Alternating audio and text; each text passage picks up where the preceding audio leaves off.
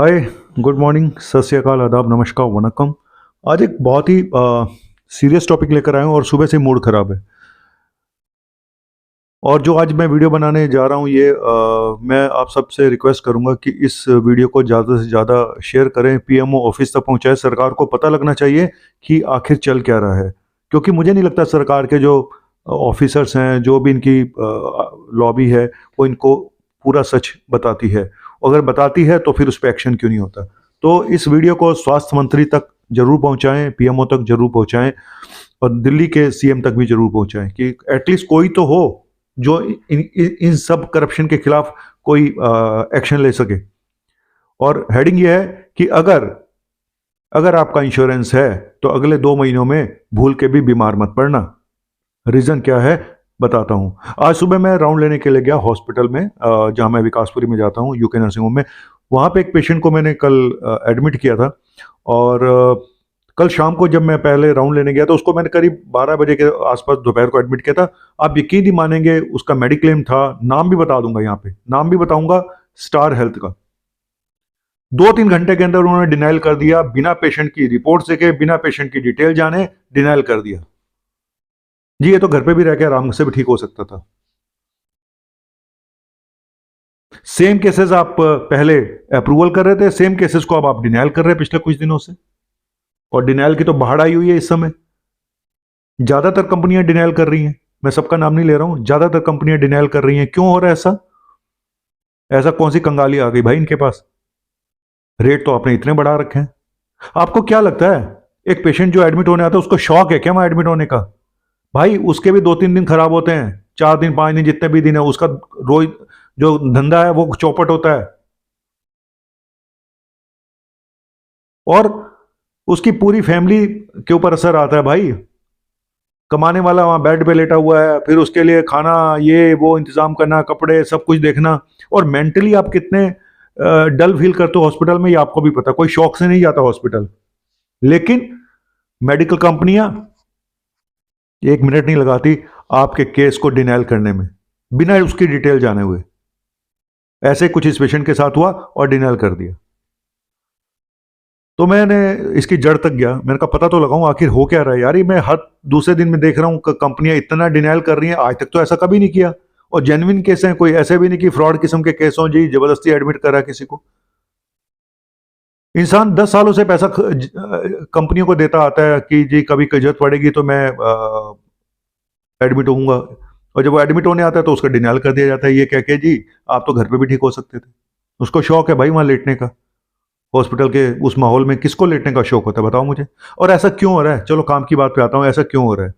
ये तो एक स्टार हेल्थ है, और भी बड़ी कंपनियां यही काम कर रही हैं। आज मैं इनका कच्चा चिट्ठा खोलता हूँ कि असली कहानी क्या है, और आपको भी बताऊंगा कि अगर आपके साथ ऐसा होता तो आप क्या करें। इलाज करने वाला डॉक्टर है एमबीबीएस एमडी मेडिसिन, पहली चीज। और हमारा अप्रूवल करने वाले डॉक्टर वो होते हैं होम्योपैथिक और आयुर्वेदिक डॉक्टर। कई जगहों पे, मैं सबके नाम नहीं ले रहा हूँ, कई जगहों पे आयुर्वेदिक और होम्योपैथिक डॉक्टर रखे हुए हैं पैसा बचाने के लिए। क्या सरकार को इस बात का पता नहीं है क्या? क्या ये लीगल है कि आप होम्योपैथिक डॉक्टर्स को रखते हो एक एलोपैथिक केस को अप्रूव करने के लिए? शर्म आनी चाहिए इन कंपनियों को।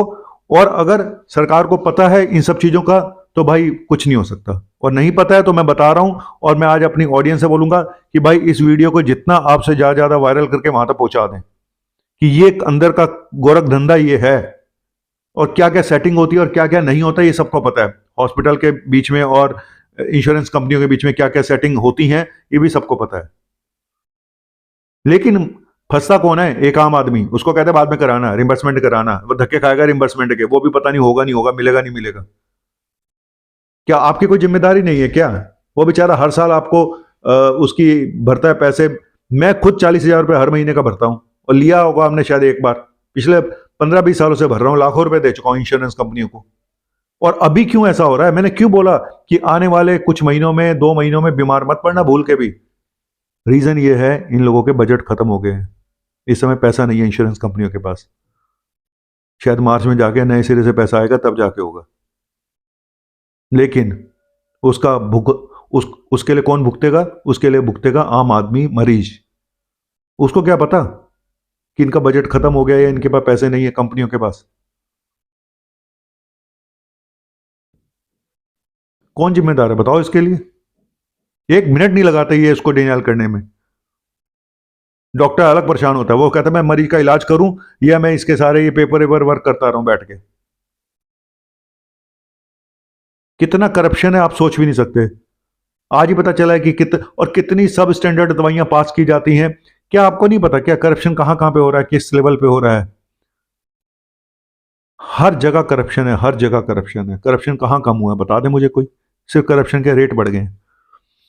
आज मैंने स्टार हेल्थ का नाम लिया है, ऐसा नहीं है कि उन्होंने हमारे कभी केस पास नहीं किए, ज्यादातर केसेस पास किए, लेकिन जितना परेशानी हमें अब आ रही है कंपनियों द्वारा इस समय एट प्रेजेंट, कि डिनाइल मोड में है, जिस बस कर दो इसको डिनाइल, कर दो इसको डिनाइल, कर दो इसको डिनाइल। यार उस मरीज से पूछो बेचारा, वो जो पैसे किसी तरह से, उसको भी हम ही लोग बोलते हैं कि भाई इंश्योरेंस ले लो, बुरे वक्त में काम आएगा, और बुरे वक्त में ये हाल होता है, फिर वो हमसे कहता है डॉक्टर साहब आपने ही कहा था इसका ले लो इंश्योरेंस। अब मैं यही कहता हूँ भाई चेंज करा लेना, दूसरे कंपनी में करा लेना। और लोग मेरे से पूछते हैं सर आपकी मनपसंद कौन सी है? सारी एक जैसी हैं कंपनियां, कोई ज़्यादा फर्क है नहीं। फिर भी मैं बता देता हूँ कि मेरी मनपसंद कौन सी है। लेकिन फिर लोग कहेंगे शायद आपको पैसा दिया गया इस वीडियो को बनाने के लिए, इसीलिए नाम नहीं लूंगा किसी कंपनी का कि मेरी मनपसंद कौन सी है, हालांकि उनका भी बजट खत्म हो गया था जो मेरी मनपसंद थी। चलिए जाइए और सोचिए, और इंश्योरेंस लेने से पहले एक बार जरूर उसकी इंक्वायरी कर लीजिएगा, उस कंपनी की, उसके बारे में लोगों की राय क्या है। एक बार डॉक्टरों के रिव्यू तो आप बहुत देखते हो, है ना? ये डॉक्टर को 3 हॉस्पिटल का रिव्यू देखते हो, उसका रिव्यू देखते हो, इलाज कराने के लिए आप रिव्यू देखते हो, हमारा रिव्यू देखते हो। रिव्यू तो खरीदे जाते हैं, कुछ भी खरीद लो आप दुनिया में, गूगल रिव्यू करा लो, फलाना, बड़ा सारे टंटे हैं आजकल, कुछ भी खरीद लो, अच्छा रिव्यू लिखवा लो, 15-20 तो आपकी रेटिंग अच्छी हो जाएगी। ये सब बेकार की बात है, लेकिन फिर भी आम लोगों से पूछ लें, आम जनता से पूछ लें कि कैसी कंपनी है और कैसा हाल चाल है। ठीक है, चलिए, और फिर मिलता हूँ। और बीमार मत होइएगा आने वाले 2 महीनों में, और नहीं तो पैसे जेब में डाल के लेके जाइएगा, हो सकता है आपका इंश्योरेंस भी डिनाई कर दिया जाए, क्योंकि कंपनियां इस समय कंगाली के दौर से गुजर रही हैं। Thank you very much. और हॉस्पिटल में ब्लेम लगाया जाता है जी, आप मैनिपुलेट करते हो रिपोर्टों को, ये अगर आपको लगता है तो डी पैनल कर दो हॉस्पिटल को। आप आम आदमी को क्यों उसकी सजा दे रहे हो? आप हॉस्पिटल को डी पैनल करो ना, हटा दो उसको पैनल से। आम आदमी को क्यों सजा दे रहे हो? सबसे ज्यादा अगर कोई भुगतता है ना, वो ये पैनल वाले, जो ये तो एक अलग वीडियो बनाऊंगा, CGHS है, DGHS, इनकी तो कहानी अलग है। इन बेचारों के पेशेंट जितने भुगतते हैं ना, किसी कोई नहीं भुगतता ना, इनको कोई हॉस्पिटल एडमिशन देता जल्दी से, और देता है तो फिर उसका इलाज क्या होता है वो पैनल के हिसाब से होता है, मरीज के हिसाब से जरा कम ही होता है। Thank you very much. आपका अपना डॉक्टर नवनीत कालरा। शुक्रिया। मूड खराब है यार आज, क्या बोलूं।